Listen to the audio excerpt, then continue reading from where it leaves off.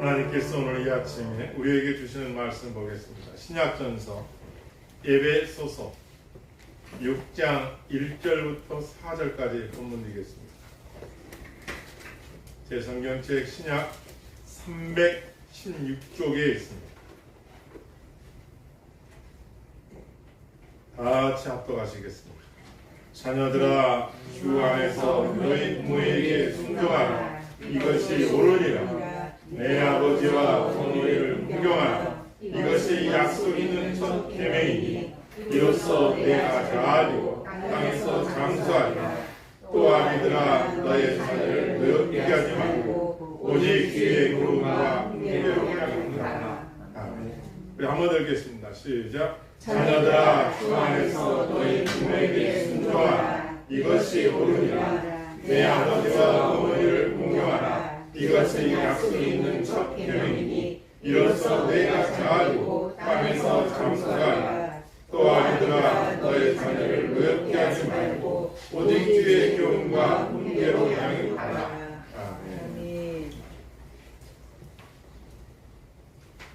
하나님을 섬기는 신앙의 명문 가문의 가훈이라는 말씀을 가지고 증거하도록 하겠습니다.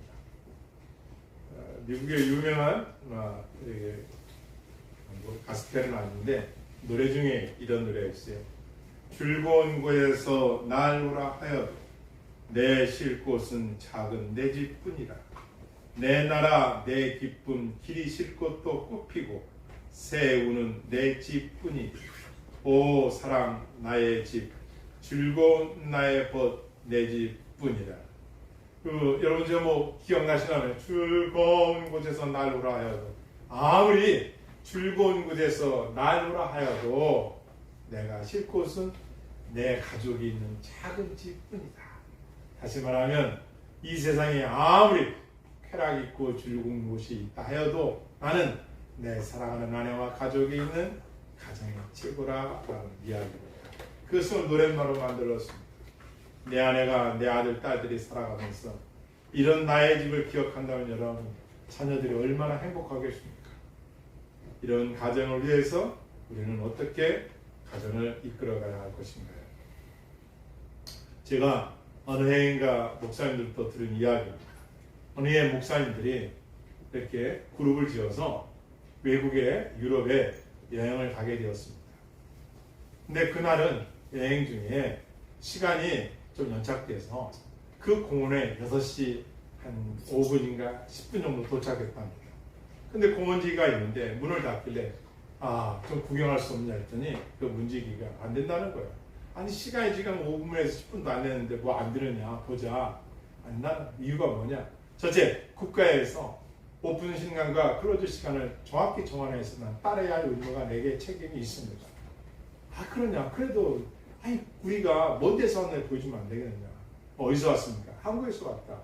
그런데 내 인생에 이게 마지막 여행일 수도 있다. 그러니 좀 구경시켜 달라 했더니 이 문지기가 뭐라고 얘기했냐면 안 된다는 거예요. 그래서 목사님들이 원래 목사님도 똑똑하잖아요. 딱 알아듣는 거죠. 목사님들 돈 달라는 거야. 뇌물 달라는 거니까 돈 주지. 가이드 돈 줘. 돈 주고 구경하고 갑시다. 이거 언제 또 옵니까? 그래서 가이드하고 목사님 몇 분이 얼마나 드릴 테니까 보여주십시오 했더니 이분이 정색을 하면서 안 된다는 거예요. 저 뭐 때문에 그러느냐. 한국에서 와서 먼 길 왔는데 일생에 한 번뿐이 없을 수 있다. 그래서 보여달라 했더니 하는 말이 이렇게 얘기합니다. 제가 안 된다는 이유는 딴 것보다도 6시 이유는 나의 가족과 함께 지내야 시간입니다. 내가 이렇게 일하는 이유도 고생하는 이유도 내 아내와 내 가족과 함께 행복한 가정을 이루기 위해서 일할 뿐입니다. 그런데 단 몇 분이라도 그 시간을 당신들이 주는 돈하고 바꿀 수도 없고 그 어떤 금은보화를 준다 해도 내 사랑하는 가족들하고는 지내는 시간과는 바꿀 수가 없습니다. 우리 아이들이 크고 있습니다. 그들에게 신앙도 가르쳐야 되고 그들에게 인생도 가르쳐줘야 할 시간뿐이 그보다 귀한 시간은 없을 겁니다. 그래서 저는 거절하는 겁니다. 목사님들이 사과했다는 거예요. 그렇지. 이 사람이 바른 거지 옳은 거지. 이 세상에 가장 귀한 시간이 어떤 시간이에요? 내가 칠수에게서 공부하고 노력하는 시간 중요하다 이거예요. 밥 먹고 살아가는 시간 중요해야 되겠. 그러나 가족이라는 나와 함께 한 지붕 밑에서 살아간다는 가족이 있다라는 건 이건 어마어마한 가치라는 거죠. 이 세상에서 그 무엇보다도 바꿀 수 없는 것입니다. 우리 앞에 학생들도 계신데요. 여러분이 부모와 함께 있는 시간이 얼마나 되겠어요? 앞으로 10살이면 한 20년? 20살이면 한 10년? 30대라면 아마 10년도 제대로 안 남았을 겁니다. 그 안에 시간이 그렇게 소중한 거예요. 부모 곁을 떠나면 잘 먹고 잘 살고 편할 것 같지만 그것도 잠시 잠깐입니다. 인생은 죄인들이기 때문에 고난이 있는 삶을 살게 되어 있습니다. 잠시 기쁨이 있을지라도 또 고난의 길을 걷는 것이 인생입니다. 그러나 부모 밑에 있는 동안은 그래도 부모님이 커버해주고 부모님의 땀과 노력과 그 애씀을 통하여 잠시 낙을 누릴 수 있을 것입니다. 제가 중학교 때 저희 외삼촌네 집에 소리가 첫 방문을 했습니다. 두 분 다 경찰 공무원이기 때문에 그 가정에 가서 그렇게 잘 사는 것도 아닌데 가정에 가게 되었습니다. 그리고 그 가정에서 그 삼촌들하고 대화를 갖게 되었습니다. 삼남매인데 저희 어머님, 우이로 오빠, 밑으로 동생이었습니다.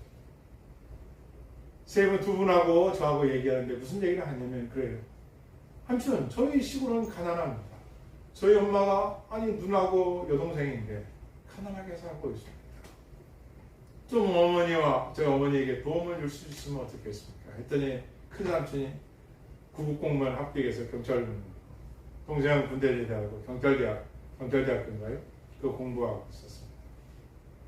나중에 경찰 됐죠. 근데 큰 삼촌이 이렇게 말했어요. 조카, 예, 나무가 커야 예, 그늘이 넓은 법이야. 그렇죠.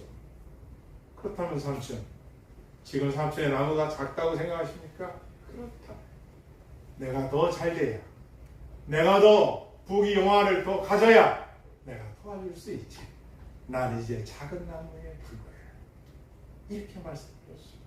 제가 중학교 1학년 때를 기억하는, 지금도 못 잊고 있습니다. 그렇구나. 나무가 커야 그늘이 넓지. 그러나 모르는 게 있지 삼촌. 그때가 언제가 될지를 알아. 인생을 그때까지 산다는 보장이 있어. 그렇게 나무가 되기 위해서 당신이 아무리 노력한들 당신에게 도움이 없다면 누가 그렇게 될 수가 있어.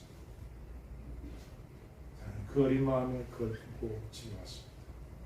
여러분, 가정이라는 것이 이만큼 중요하다는 것이고, 내가 그래도 사지가 건강하고 정신이 올바를 때 내 이웃을 돌볼 수 있는 것이지, 여러분과 내가 병들고 지치고 힘없고 돈 없고 빼없고 맞아 믿음마저 없다면 여러분 인생의 노후가 어떻겠습니까? 여러분의 인생의 노후가 어떻겠습니까? 그래서 우리는 가정이라는 곳에서 부모의 책임과 의무를 다해야 되고, 자녀들 또한 부모를 위해서 어떻게 살아야 되는가를 알아야 합니다. 그렇다면 성경에서는 어떠한 가정이 복 있는 가정인가? 라는 걸 가르쳐주고 있습니다. 구약에서는 모세오경에도 나와 있고, 신약에서는 갈라디아서와 오늘 우리가 읽은 에베소에서 아주 정확하게 기록한 말씀입니다. 한번 읽어보겠습니다. 에베소 6장 1절 읽겠습니다. 다 같이 읽습니다. 시작. 자녀들아, 주 안에서 너희 부모에게 순종하라. 이것이 옳으니라. 아멘. 자녀들아, 먼저 자녀들에게 보면은 사도 바울이 에베소 교인들에게 가정을 보니까 이게 어떤 가정이냐? 자녀들을 너무 우습게 하는 거예요. 그래서 제가 로마 역사를 책 읽어보니까 이 당시에 자녀가 어땠느냐? 자녀 중에 병이 들면 가장과 아버지 아마는 그 자식을 버릴 수 있었습니다. 버리는 거예요, 그것은. 두 번째, 자녀를 낳는데 장애가 있어요. 버릴 수 있었습니다. 자녀를 낳았는데 부모가 마음에 안 들어 노예로 버릴 수도 있었던 시대였습니다. 다시 말하면 자식들을 비인격적으로 대했던 시대가 바로 로마 시대였습니다. 그러니까 자녀들은 비인격적인 대우를 받을 뿐만 아니라, 당신이 부모에 의해서 태어났지만 부모가 만약에 싫어한다면 버림을 받고 그리고 세상으로 나가야 했습니다. 여기서 나간 사람들의 남자들은 신체가 건강하면 검투사가 되었습니다. 그래서 짐승과 목숨 걸고 싸워야 되고 노예와 노예끼리 싸워서 이겨야 돼요. 그 당시 제가 찾아본 것은 5만 명에서 거의 50만 명이 육박하는 엄청난 아이들이 버림을 받고 고아처럼 살았습니다. 이 당시에 에베소를 향하여 사도 바울은 이렇게 전합니다. 자녀들아, 주 안에서 너희 부모에게 순종하라. 옳으니라 하면서 뭐라고 말씀하냐? 아비들아, 너의 자녀를 늙게 하지 말라 하면서 그러한 버림받았던 아이들에게 늙게 하지 말라는 편지와 함께 자식들에게는 너의 부모를 어떻게 대해야 하는가를 말씀하고 있는 겁니다. 다시 말하면 자식들이 마음판에 적개심이 있다 하더라도 너의 부모의 말에 대하여 따라했으면 너의 부모에게 순종하라. 헬라어로 자녀들이라는 단어는 테크라입니다. 이 테크라는 뜻은 뭐냐? 나이가 어린 자녀들도 있지만 나이가 들었는데 성숙하지 못한 자녀들을 포함하는 단어가 이 테크라라는 단어입니다. 다시 말하면 부모로부터 태어난 너의 자녀들아, 너의 부모에게 순종하라 이렇게 말합니다. 다시 말하면 지시받은 것을 이해하라. 명령이니 이 명령을 따르라. 그러면서 순종이란 단어를 썼습니다. 다시 말하면 너희 자녀들은 부모의 말씀에 너희 자녀들은 행할 일이 뭐냐? 순종하라는 것입니다.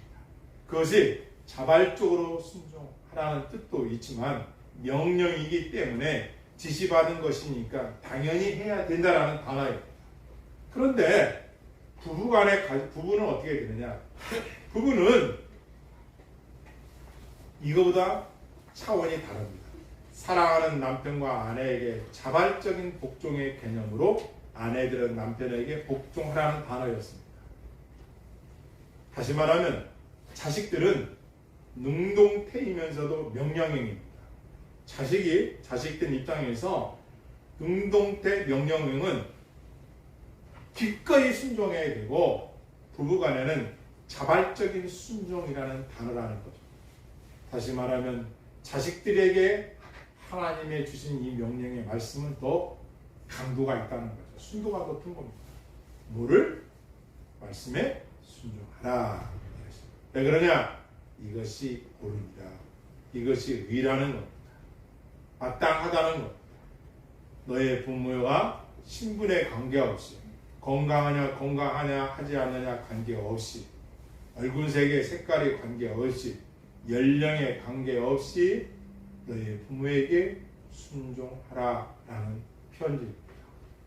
여러분 어떻습니까? 여러분은 과연 부모의 말씀에 순종하는 삶을 살고 있습니까? 그렇지 않습니다.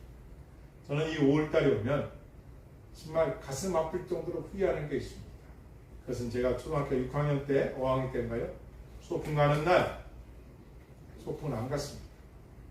김밥을 싸달라고 했더니 김밥을 싸줄 돈이 없다고 김밥을 안 싸줘가지고 소풍을 안 가고 문 밖에서 하루 종일 띠아플 때 있어요. 아침 굶고 점심 굶고 저녁 때 소풍 갔다 오는 그 친구들이 오는 그 길목에 서서 부러워했던 적이 너무 후회스럽습니다. 왜요? 아니 김밥 안 싸주면 어때? 김치 갖고 갔다 오면 되는데 엄마의 마음을 아프게 해드렸던 그 추억이 너무 괴로울 때가 있습니다. 여러분은 어떻습니까? 순종했더라. 아 김밥 안 주면 어때? 면밥 안 주면 그 쌀 없으면 그냥 갔다 오면 되는데 물 싸갖고 말을 안 들은 거죠. 여러분 부모님이 영원히 이 땅에 살아계신다면 얼마나 좋겠어요. 장담할 수 있습니까? 그래서 자녀들아 먼저 말하는 거예요. 말씀하는 거예요. 자녀들아 너희 부모가 살 날이 가까울래 죽을 날이 가까울래 자식들아 너의 부모에게 효도하라는 거예요. 그래서 성경은 효도입니다.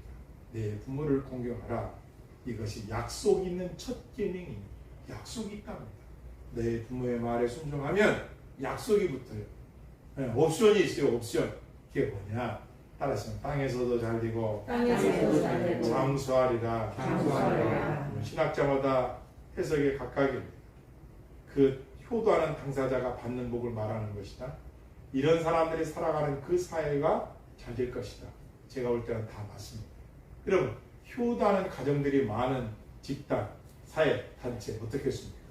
행복한 도시가 되고 행복한 마을이 되고 행복한 교회가 되겠죠. 부모를 적대시하고 부모를 때리고 부모를 죽이기까지 하는 악한 세상에서 부모의 말씀마저도 순종 않는 자들과 부모의 말씀에 순종하는 자들이 같을 수는 없을 것입니다. 그래서 우리는 내 부모에게 순종하라. 자녀들에게 먼저 말씀하시는 이야기를 드려야 합니다. 자녀들아 모든 일에 부모에게 순종하라. 모든 일에 부모님에게 순종해라. 이는 주 안에서 기쁘게 하는 것입니다. 아비들아 너의 자녀를 노엽게 하지 말지니 낙심할까 합니다. 골로새서 3장 20절 21절 말씀. 제가 초등학교 1학년 때였습니다. 아버님께서 공무원이어서 그러는지 아주 여기다가 적을 달고 1번으로 좋은 기억에 등록을 하러 학교에 갔습니다. 지금도 잊어먹지 않습니다. 그 추운 날. 그러고 제가 초등학교 1학년이 되었습니다. 저의 부모님이 얼마나 장남이 초등학교 들어갔다고 얼마나 기뻐했는지 저희 어머니께서 어느 날 학교를 찾아왔어요. 저를 보러 온 거예요. 그래서 그 학교 문 일제시로 만들었는데 학교 문을 열으면 엄마가 똑똑똑 두드려서 보니까 애들이 뭐라고 그래요. 보니까 우리 엄마가 왔어요. 옛날 낡은 세타 옷에다가 한 데다가 저기 우리 엄마가 오기로 왔는데 친구들 앞에서 내가 진짜 창피하지. 아예 아버지가 와셨으면 그래도 좀 깎아먹고 싶어요. 저러고 오셨대. 그 마음이 순간적이 들었습니다. 그리고 학교를 다니다가 어느 해 국어 시간에 책을 읽는데 선생님이 거기 어떤 내용이 있냐면 사진관이었어요. 주인공 사진관이었는데 어느 날 어떤 아들이 와서 우리 엄마랑 사진 찍으러 왔다는 거예요. 그러니까 엄마가 오셨는데 세상에 애꾸에 자식으로 사진 찍었는데 제 기억은 그렇습니다. 찍고 나서 엄마랑 돌아가면서 이 아들이 사진관한테 말합니다. 사진관님, 우리 엄마가 애꾼데요. 사진 그렇게 나오면 안 돼요. 애꾸는 빼고 사진 이렇게 멀쩡하게 좀 나올 수 있게 해주시면 안 된다. 이런 기억이 나는 것 같습니다. 무슨 말이에요? 그랬는데 이 아들이 거꾸로 말했네요. 우리 사진을 어떻게 해드릴까요? 그냥 두십시오. 우리 엄마의 그 애꾸는 그대로 두십시오. 하면서 그걸 오히려 자랑스럽게 우리를 이 한눈을 가지고 우리를 먹이시고 가르친 것을 너무 자랑스럽게 한 그 구어책 내용이 기억이 나는 것 같아요. 그런 생각이 없죠. 사람은 겉모양을 보고 판단할 때가 너무 많습니다. 여러분 안 그렇습니까? 직장에 사회에서 세상은 갈수록 젊어집니다. 건강해집니다. 오래 살 것입니다. 여러분 속지 마십시오. 제가 대한민국 궁기라는 책을 몇 주 전에 설교한 적이 있습니다. 이미 2022년도 2월 정점으로 이제 100세, 120세로 치닫던 인간의 수명이 정점을 찍고 이제 남자는 87세, 여자는 그보다 조금 올라가지만 계속 떨어지고 있습니다. 이게 현재 데이터입니다. 많은 사람들은 오래 살 것처럼 잘못 기억해가지고 여러분 하는데 속지 마십시오. 이미 정점을 찍었고 우리나라 인구도 정점을 찍고 지금 거의 민가 이 지역은 지금 숫자가 줄어들고 있습니다. 이 인구 감소가 되고 있다는 것입니다. 속지 말아야 다시 말하면은 부모와 자식 간의 가정이라는 이 터전에서 살아가는 시간이 가장 귀하면서 부모가 비록 육체적으로 물질적으로 병들고 안 병들고 떠나서 마땅히 해야 할 일이 부모와 함께 있는 시간, 부모를 말씀에 순종하는 것이 중요하다는 걸 가르치고 있는 것입니다. 이 시간 한번 우리가 한번 영상 하나를 보도록 하겠습니다.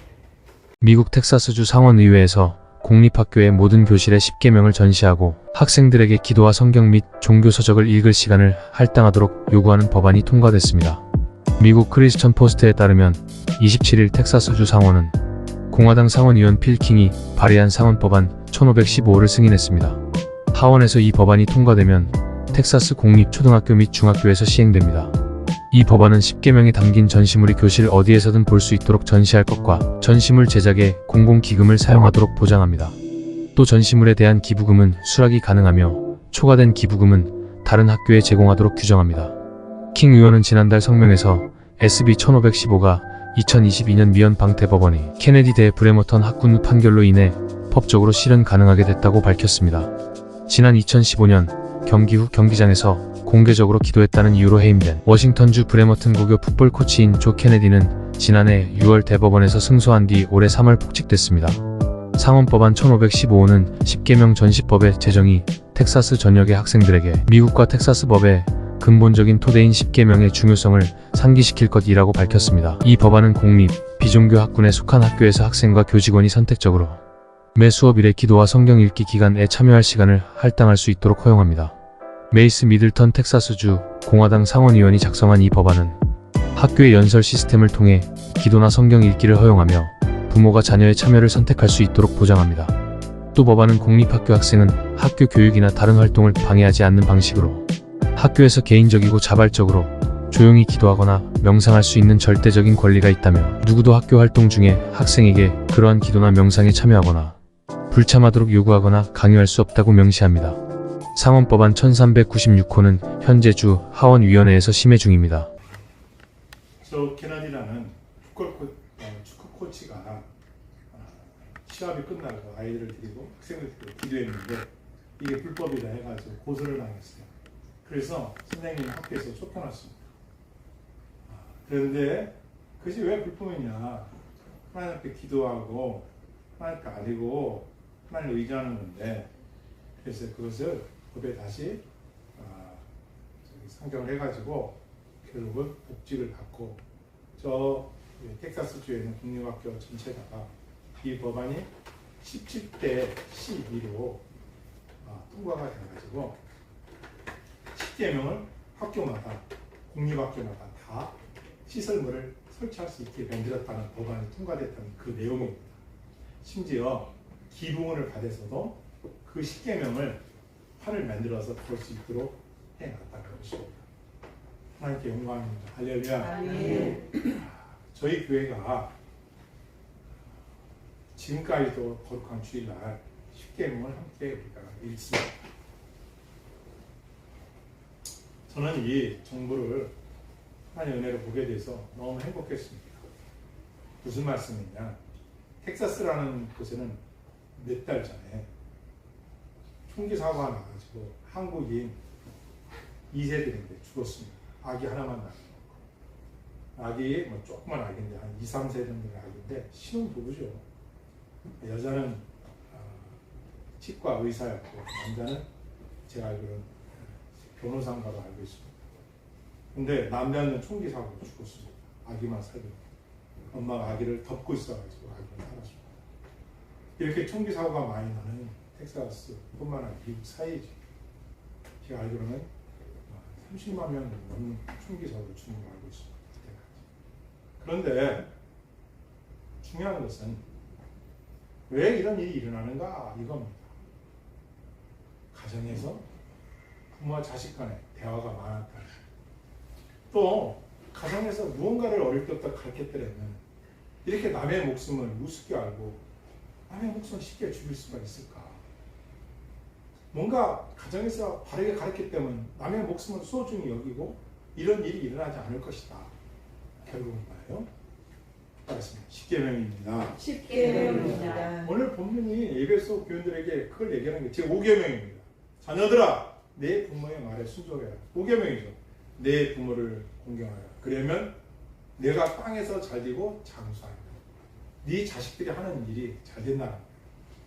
네가 부모에게 잘하면 너가 하는 일이 잘 되고 너도 장수할 수 있다고 말을 하는 겁니다. 말씀이 이게 하나님의 약속이에요.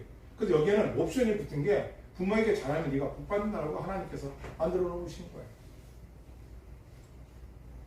어릴 때부터 무엇을 가르쳐야만이 자식들이 부모에게 잘할까요? 그렇죠. 하나님의 말씀을 가르쳐야죠. 하나님의 말씀을 안 가르쳐서 세상에서 건파사가 되고 아무리 물질을 많이 가져도 하나님 없는 인생은 꽝인 것이죠. 우리는 그걸 알고 있지 않습니까? 그런데 하나님이 살아계신 것과 또한 하나님의 말씀을 자식들에게 가르치면 그 자식들은 분명히 하나님을 두려워할 줄 알고 사랑할 줄 알고 부모를 사랑하고 공경하고 또한 이웃들을 사랑하게 될 것입니다. 왜? 성경은 그렇게 우리가 가르치니까. 그런데 이것을 안 가르치니까 어릴 때부터 어떻게 해요? 나중에 부모가 자식들이 커서 부모를 버리는 거예요. 병들면 요양병원 보내지 말라는 게 아니라 보내는 거예요. 그리고 부모를 우습게 하는 거죠. 그래서 성경 우리에게 내 자녀들아 부모를 공경하라고 계속해서 가르쳐줍니다. 두 번째로는 저는 먼저 축복합니다. 여러분, 예수 그리스도 안에서 부모에게 순종할 주에 축원합니다. 아멘. 그런데 여기에는 조건이 있습니다. 이거 참 중요합니다. 따라서 자녀들아 주 안에서 주 안에서 누구에게? 너희 부모에게 그렇죠. 너희 부모에게 뭐하라? 순종하라. 할렐루야. 주 안에서 너희 부모에게 순종하라. 주 안에서니까 무슨 말이에요? 주 안에서는 순종하라는 거예요. 주 안에서.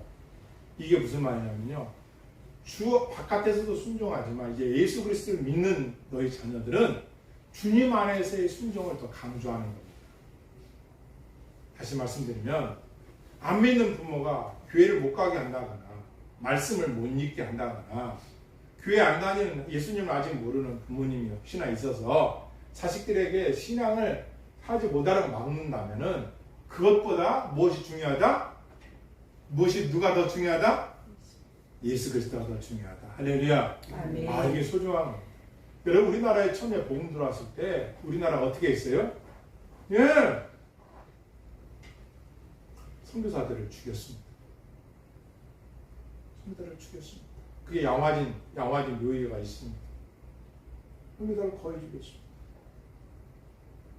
성경은 부모에게 공경하라고 가르치고 있습니다. 성경은 부모에게 잘하라고 되어 있는데 우리 사나 선지자들이 그걸 몰랐던 거예요. 효가 아니라 이게 뭐 이방 귀신 종교인 줄 알고 선교사님들의 그 영원한 복음을 잘 알지 못해서 선교사들을 애꾸는 손을 주는 거죠. 그런데 더 중요한 게 뭐냐? 그분들이 한국에서 복음 전할 때 생각해 보십시오. 부모들이 가지 말아라 한국에. 그럼 누가 복음 전합니까? 주 안에서, 예수 그리스도 안에서 하나님이 먼저이기 때문에 복음을 들고 복음을 가지고 와서 복음을 전했기 때문에 그렇게 되는 거 아닙니까? 그래서 가정도 마찬가지. 안 믿는 부모, 우리가 이해는 해요. 모르니까 아직. 그러나 예수 그리스도를 믿는 우리는 뭔지 알려거냐? 부모님의 말씀도 중요하지만 주 안에서, 주님 안에서 순종하라는 거예요. 주님이 먼저라는 거예요. 아멘. 할렐루야. 아멘. 이거 상당히 소중한 거예요. 하나님을 왜 그래요?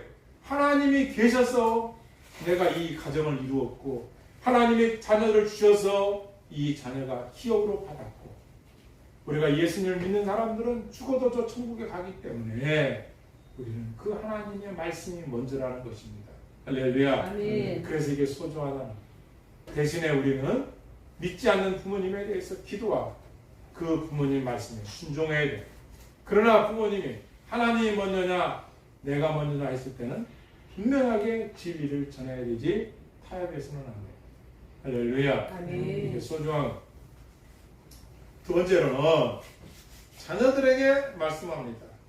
자녀들에게 따라서 아비들아 아비들아 너의 자녀를 너의 자녀를 노엽게 하지 말라. 노엽게 하지 말라. 그건 부모로서 책임감이 있습니다. 아기만 낳았다고 부모가 아니에요. 아기를 낳았으면 계획이 있어야죠. 앞으로 나는 이 자식을 어떤 사람으로 키울 거냐, 어떤 자녀를 만들 것인가, 내 사람으로 만들 것이냐, 하나님의 자녀로 만들 것이냐. 지금 이 성경 본문은 예수 그리스도를 믿는 가정을 말합니다. 그 당시 예배석 교회는 제가 더 보건데 자녀들이 예수 믿는 부모들이 앞에 나오니까 자식들과 같이 예배를 드렸어요. 신앙의 공동체니까 권사님, 신앙의 공동체 권사님, 신앙의 공동체니까 어떻게 하겠어요? 같이 예배를 드렸단 말이에요. 같이 예배를 드렸어요. 같이 자식들하고 앉아서. 그러니까 이 자녀들에게 부모로서 무엇을 가르쳐야 되느냐 봤더니 첫 번째가 노엽게 하지 말아라. 자녀들의 마음에 아프게 하지 말라는 뜻입니다. 아, 이걸 부모들에게 먼저 가르쳐 주는 거다. 그럼 어떻게 되겠어요? 부모가 노엽게 하지 않기 위해서 인격적으로 자식을 대해야 되겠고, 한 가지는 하나님 말씀으로 자식을 양육하라는 거죠. 자식을 낳았다고 해서 부모는 부모지만 어떻게 가르칠 것이냐, 이 자식들에게 무엇을 가르칠 것이냐. 세상에 출세하고 부귀영화 누리고 돈 많이 벌다가 잘 먹고 잘 살다가 멸망의 길로, 사망의 길, 지옥 길로 가게 할 것이냐. 그게 아니라 예수 그리스도 안에서의 공동체된 가정은 첫 번째가 그 자녀에게 노엽게 하지 않도록 해라, 이렇게 가르쳐 주는 겁니다. 인격적으로 대라는 것입니다. 그 당시 로마 시대에 아까 전에 말씀드렸지만 자식들을 비인격으로 대했던 그 시대에 너희 공동체 그리스도 안에서는 인격적으로 자식들을 대하고 그 자식들에게 화내지 아픈 마음 갖지 않도록 잘 양육하라고 말씀하고 있는 겁니다. 여러분 어떻습니까? 부모 어떻게 해야 돼요? 자식을 어떤 자식으로 키울 것인가. 여러분 자식들이 거짓말하죠. 그 분명히 엄마가 거짓말을 잘해요. 거의. 왜요? 어릴 때부터 엄마가 가라로 비속어적인 거, 세상적인 거, 남을 비판하는 소리, 교회를 욕하고 비난하고 목회자 욕하고 성도 욕하는 소리 듣고 자란 아이들은 비난하고 비평하는. 그런데 부모가 확실한 원칙을 가지고 남의 것 도둑질하지 말고 확실한 원칙, 하나님을 제1 중심으로 섬기고 확실한 원칙을 갖고 키웠으면은 그 자식들이 커서도 하나님 중심으로 살아가게 됩니다. 비록 그렇지 못은 않지만 어릴 때 그래서 중요한 거예요. 그것을 가르치지 않으면 나중에 자식들이 커서 어떻게 해요? 부모는 돈 나오는 하나의 시리기 같은 거예요. 부모는 나한테 돈만 대주고 내가 하고 싶은 일들만 서번트 해주는 그런 물질 정도로 생각할 수 있다는 것이죠. 그래서 우리는 이걸 단호하게 가르칩니다. 그러면 이 자식들이 부모를 어떻게 대합니까? 하나님 중심, 하나님 말씀 중심으로 가르치면 이 세상에 남들은 뭐라 할지라도 내 아빠 엄마를 나중에 커서도 잘 숨기게 돼 있어요. 할렐루야. 아멘. 그렇게 가르쳤더니 자식들이 성경 그대로 외웠어요. 부모에게 순종하게 돼 있어요. 나이가 먹어도 부모를 공경하게 돼 있습니다. 그러나 하나님 중심으로 안 가르치면 나중에 어떻게 되니까 하나님 이렇게 말씀하시는 거예요. 부모를 모른 척, 부모를 멀리하라. 그래서 성경은 항상 하나님 중심이 먼저고 주 안에서 부모님 섬기는 것이 중요하다고 가르쳐요. 그리고 세 번째로는 너의 부모들은 자식들에게 넓게 가르치지 마. 그럼 어떻게 가르쳐야 되느냐? 4절 읽겠습니다. 시작. 아비들아 그렇게 하지 말고 오직 주의 교훈과 훈계로 잘했습니다. 오직 주의 교훈과 주의 교훈과 훈계로 양육하라. 양육하라. 저도 저의 어렸을 때 기억이 참 많이 맞은 것 같아요. 많이 맞고 컸습니다. 장남이기 때문에 올바르게 크라고 그랬는지 매를 참 많이 맞은 것 같습니다. 분명히도 그렇지만. 그런데 성경을 보니까 오직 유일하게 자식들에게 뭐라고 하냐, 오직 주의 교훈과 훈계로 양육하라. 하나님의 말씀으로 자식들에게 성경에 이렇게 되어 있으니 자녀들아 이렇게 해야 된다, 이렇게 가르치라는 거예요. 그렇다면 예수님 안 믿었던 어떻게 해요? 세상적인 것을 가르치겠죠. 출세해야 돼, 잘 돼야 돼, 돈 많이 벌어야 돼. 이걸 가르치니까 나중에 돈을 많이 벌었어요. 그런데 뭘 몰라요? 하나님은 누구인지를 몰라요. 두 번째, 부모가 살아 있을 때 그냥 몇 푼, 몇십만 원, 몇백만 원, 몇천만 원 주면 되는 줄 알아요. 그게 좋은 줄 알아요. 그렇지 않죠. 성경은 뭐예요? 내가 이렇게 되기까지 부모의 역할과 부모의 사랑도 있었지만 너의 주위에 너에게 공부를 가르친 스승도 있을 것이고 너의 좋은 믿음의 친구들도 있을 것이고 네가 있기까지 많은 사람들의 후원이 있을 것이다. 그러면 너는 이제 너의 주위에 병들고 지치고 고난당하고 아파하고 쓰리고 아픈 자들을 위하여 너의 버는 물질 일부를 나눠야 된다. 이걸 가르쳐야죠. 그럼 마찬가지입니다. 여러분 가정에서 이걸 가르치십시오. 수상입니다. 무엇을 가르치느냐? 여러분 가정에서 하나님을 섬기는 일, 그 다음에 여러분 가정에서 선교사님들을 돕는 일, 가난한 이웃들을 돕는 것 가족들이 알아야 돼요. 그래서 우리 부모님들이 이렇게 이런 일을 하고 있구나, 참 귀한 일을 하고 있구나를 배워야 되고, 여러분 자식 또한 여러분 자식들이 커나가면서 내가 나중에 돈을 벌어도 그것이 다 내 거가 아니라 사이에 기부할 줄도 알아요. 저도 이렇게 배웠습니다. 너무 귀한 걸 배웠어요. 3공을 배웠습니다. 3공이 뭐냐? 첫 번째, 공부를 잘해라. 공부 잘하는 얘기는 우등생이 되라, 1등 해라, 이 뜻이 아닙니다. 너에게 인생에 바른 길 가기 위한 좋은 성경이나 책이나 좋은 그런 것들을 읽으라는 거예요. 공부하라, 배우라는 거예요. 내가 이제 나이 먹었으니까 뭐 신문도 안 봐도 되고 책도 안 읽어도 된다? 그거는 이 머리를 안 쓰는 거예요. 게을러서. 써야 돼.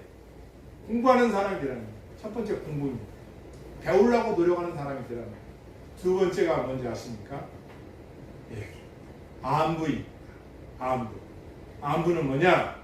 시골에 계신 부모님한테 전화도 잘하고 형제들에게 연락도 자주 하고 그리고 지인들에게도, 그리고 여러분이 이 자리에 있기까지 이렇게 돈을 벌기까지, 잘 되기까지, 아니 잘 안 됐다 하더라도 있기까지 나를 위하여 기도해주고 나를 위하여 살펴주고 내가 어려울 때 도움을 줬던 그들을 잊지 말고 안부를 준다. 특히 부모님에게 안부를 전하는 거예요. 제가 통계를 봤어요. 통계를 보니까 1800명 정도를 통계 수치를 보니까 부모에게 일주일에 몇 번씩 전화하는가 봤어요. 월 사회하는 사람이 꼴등해. 일주일에 한 번씩 하는 사람. 두 번째, 일주일에 2회 하는 사람이 있더라고요.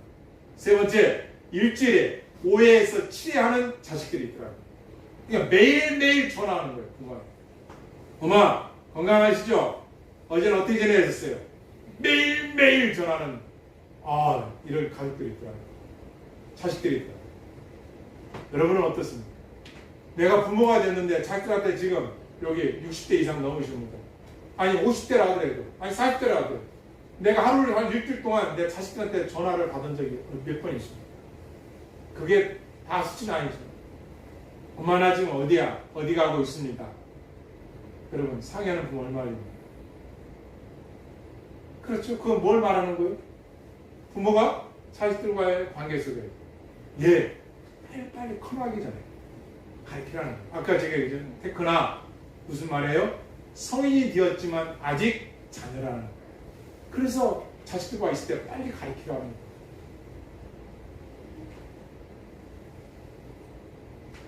이것이 행복한 가정을 만드는 비결입니다.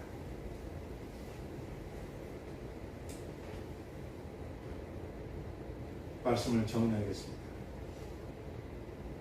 자녀들이 이 세상 가장 잘 해야 할 일이 뭐예요? 부모에게 효도하는 일. 그런데 그 앞에 드는 것이 주 안에서의 효도입니다.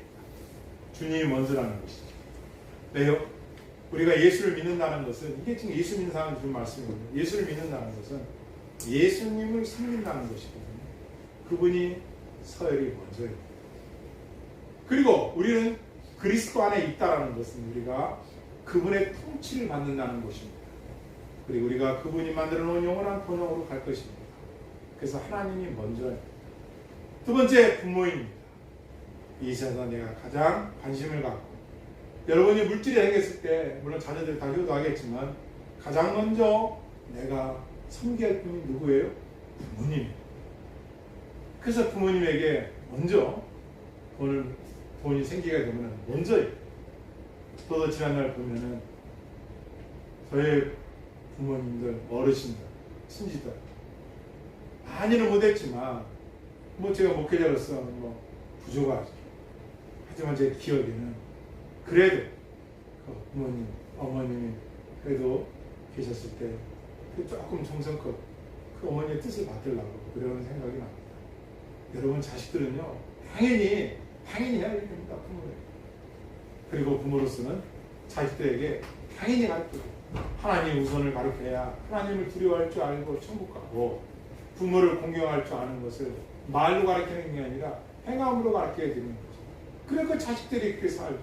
이걸 못 배우니까 나중에 결혼했어도 자식은 어떻게 해요? 부모는 두 번째예요. 알아서 살겠지. 내 아내가 먼저고 자식이 먼저로 살아가니 행복한 가정이 될 수 있겠냐. 그래서 성경은 우리가 가르쳐주고 있는 겁니다. 두 번째, 부모는 자식들에게 뭘 말하게 돼요? 인격적으로 특별히 오직 주의 말씀으로 교훈하고 가르치는 말씀입니다. 그렇습니다. 예수님도 말씀하셨죠. 나는 마음이 겸손하고 온유하니 나의 멍에를 말고 내게 와서 배우라고 말씀하셨어요. 부모님들은 자녀들을 겸손한 마음으로 양육해야 합니다. 여러분 자식이 우상이 되면 안 됩니다. 자식이 우상이 되면 어떻게 돼요? 하나님 다 자식이 우상이니까 모든 포커스가 자식한테 달려있는. 그러니까 자식이 허락한 대로 하니까 나중에 부모가 어떻게 됩니까? 자식이 허락한 대로 해준 부모는 나중에 그 자식의 부모를 노예처럼 부립니다. 엄마 돈 빌려와. 엄마 빨리 밥 해내. 엄마 돈 꼬아. 계속해서 자식은 부모한테 요구하고 그것은 자식을 그렇게 가르치는 부모의 잘못이에요. 부모가 가르치는 거예요. 그러나 어릴 때부터 인간관계, 물질관리, 시간관리 그리고 이웃을 사랑하는 거 이걸 잘 가르쳐 놨으면 그들이 어떻게 합니까? 커서 그 부모를 그렇게 섬기는 거예요. 그거 배웠습니다. 이걸 안각해로 하시니까 나중에 부모는 그냥 어디 뭐 요양권에 구탱이 살다가 그냥 나이 들으시면 뭐 죽으면 갖다 이렇게 묻으면 되는 걸로 안 악한 세상 아닙니다. 그게 아닙니다. 아멘. 아멘. 잘하십니다. 내 부모를 내 부모를 내 부모를 내 부모를 앉는 분이 있어서 다시 한번 내 부모를 내 부모를 존경하라. 존경하라. 이것이 마땅하니라. 이것이 마땅하니라. 부모님들 바랍니다. 내 자녀들에게 내 자녀들에게 노엽게 하지 말아라. 노엽게 하지 말아라. 이것이 마땅하니라. 이것이 마땅하니라. 저도 내 사남매를 그렇지 못한 것도 많이 있던 사람입니다. 그런데 성경 우리에게 계속해서 가르쳐 줍니다. 말씀을 맺겠습니다. 예수 그리스도를 믿는다는 건 무엇입니까? 예수 그리스도의 가치관을 갖고 살아가는 사람들입니다. 그럼 예수 그리스도를 믿는 가치관을 살아가면 어떻게 됩니까? 그것은 10가지 계명을 그 가정에서 가르쳐야 합니다. 저희 교회 주일날만 하는 게 아니라 여러분 집에서 우리 산서동서 형님도 집에서 아침에 일어나면 이걸 읽으세요. 저녁에 잠들기 전에도 이걸 읽으세요. 10가지 계명. 그러면은 하나님을 사랑하고 두려워할 줄 알고 부모를 첫 번째로 공경할 줄 알고 내 이웃을 내 몸처럼 사랑할 줄 아는 사람이 되는 거예요. 너무 소중합니다. 이게 행복한 가정, 신앙의 명문 가정, 복된 가정, 믿음의 가정에 드는 가온. 다 따라했습니다. 10계명은 십계명은 우리 가정의 우리 가정의 가온입니다. 가온입니다. 그렇게 살아가시고 여러분 자녀들도 그런 가정을 시가서도 결혼해서도 그런 가정을 이루어가는 믿음의 후손들이 되길 주로 축원합니다. 아멘. 기도하시겠습니다.